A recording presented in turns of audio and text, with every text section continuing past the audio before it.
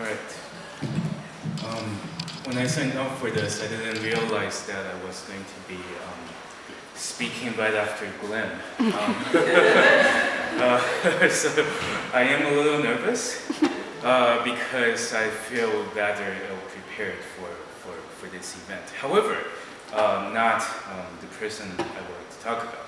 So it's a story that I read a little while back, and when I saw it, it was, it just really blew my mind as to the kind of things that can happen. So the story is this, right? You already know a lot about it. So about almost 40 years ago, in July of 1969, the first people landed on the moon, right?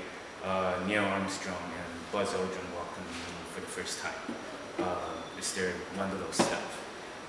And you've probably seen images of them walking on the moon, planting the flag, and all that sort of cool stuff. And obviously that story is very inspiring in itself, and it really affected me in going into science. Now, you might be asking, so where's this woman that you're talking about? Well, that's kind of the thing, isn't it? Like when you hear about the Apollo landing stories, all of the characters in it are men.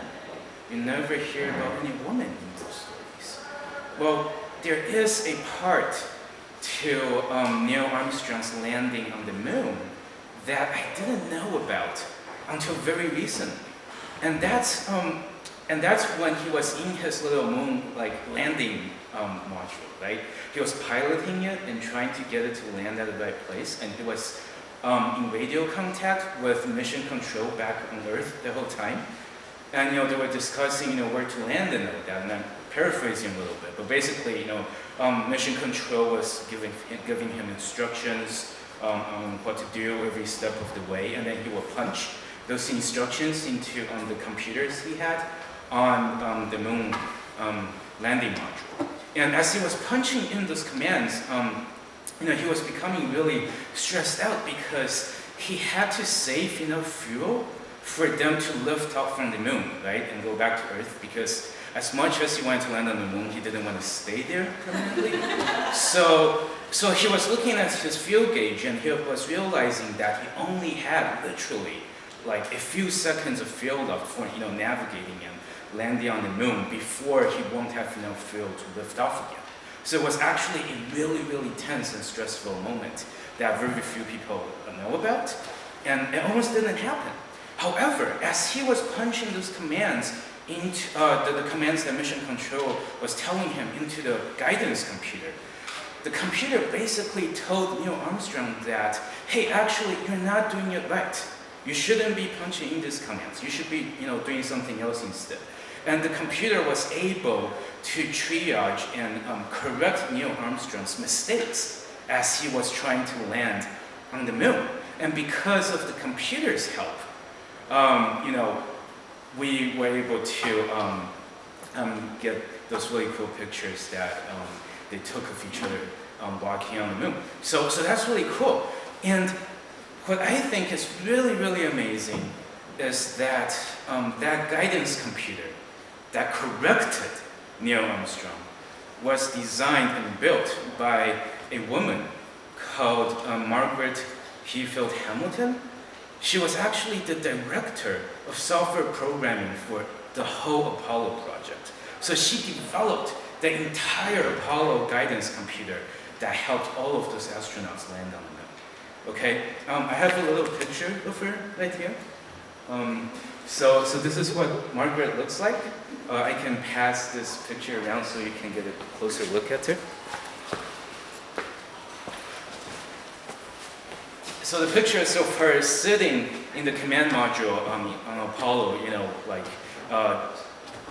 doing geeky stuff with her computer. And I think it is really, really cool, right? Because you have to remember this was the 1960s.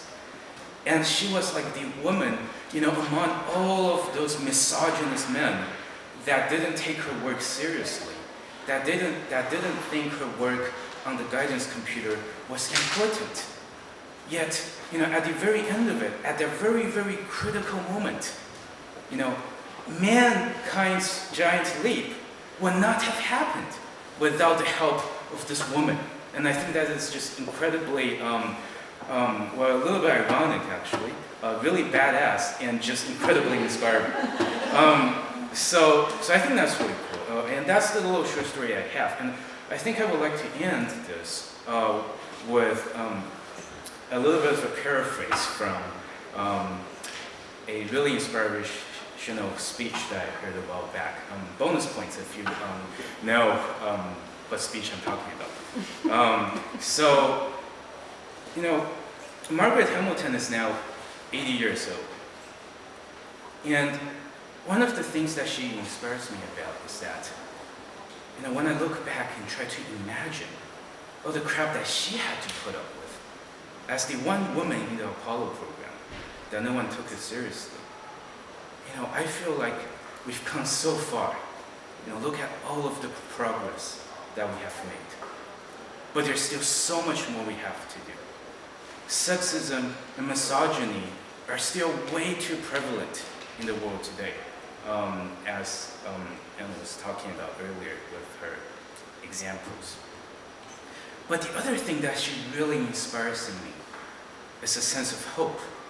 Because when we decide that we want to do something together, when we want to make a change in the world, when we want to make that dent in the universe, there is no challenge that we cannot overcome.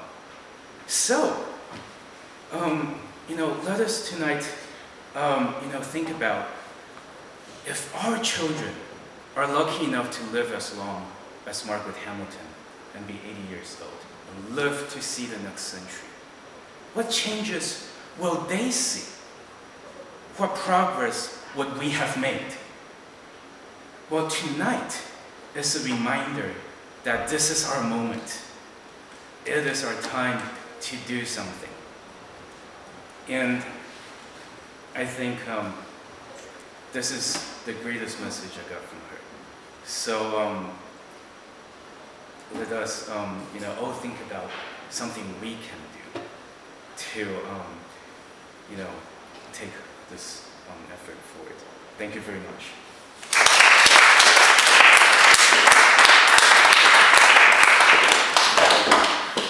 Thank you very much, Ken. I couldn't put it better myself. I think you just read out my entire closing speech. Actually, what you said about if our children, when we have them, speaking for myself, if they live to be 80, then hopefully they will actually live to the point where the World Economic Forum thinks that we'll actually reach gender parity globally, assuming that it doesn't get put back and back. So that could actually be a reality for our children, even if it isn't for us. I did want to do my own inspirational, but actually I think Penn's just closed the event too perfectly for me to interrupt it. So I just want to say thank you so much to everyone who's contributed. Really, I mean, literally this event wouldn't have happened without people who are wanting to speak. And just speaking for myself, I feel like I've learned so much and I've heard so much about women who I've never heard of before. Although I do kind of want to hear a bit more about Celine Dion now. I might have to go and Google her later. But yeah, so if you do want to do something to help this, then I mean, on the larger scale, you can go to internationalwomen'sday.com. There's a resources section that you can run your own Pledge for Parity campaign, or find out about other ones that are going on. Maybe in your in your home countries if you're not an international student. Literally things going on all over the world, and so I'm sure there's something you'd be able to get involved with. There are also the campaigns close to home. So Anna's already obviously talked about the tampons and towels donation drive. There's a box in Fisher House reception and in Keenan House. So it's that simple as just buying an extra pack of tampons and towels when you're out shopping and then just chucking in the box. Easiest thing to do. And if you want to help, but your time is precious, I mean, we're all busy people, most of us are students, then you can also simply donate some money to very important causes. There's, Refuge, the UN Foundation's Shot at Life campaign, which is about vaccinations for children in countries where vaccinations don't really exist. Girls Not Brides, obviously fighting the problem with child rights, the Forces Society. There's so many options that if there's a cause that's particularly close to your heart, there's almost certainly going to be a charity that you can donate to. Save the Children as well, which we've already heard about. But even just being aware of these problems and issues and these women really makes a difference. But yeah, so I think we've had to sort of mix, we have had sort of celebration and sort of talking about the inspirational qualities of women, but there's been a sort of accidental but inevitable focus on the things that are wrong with the world, which I suppose was always going to be inevitable on a day like this and with an event like this. But as this event was about celebration, let's try and end on a celebratory note. So we hope that you've been inspired by these inspirational women that we've heard about. And be inspired. Go and change the world. Go forth.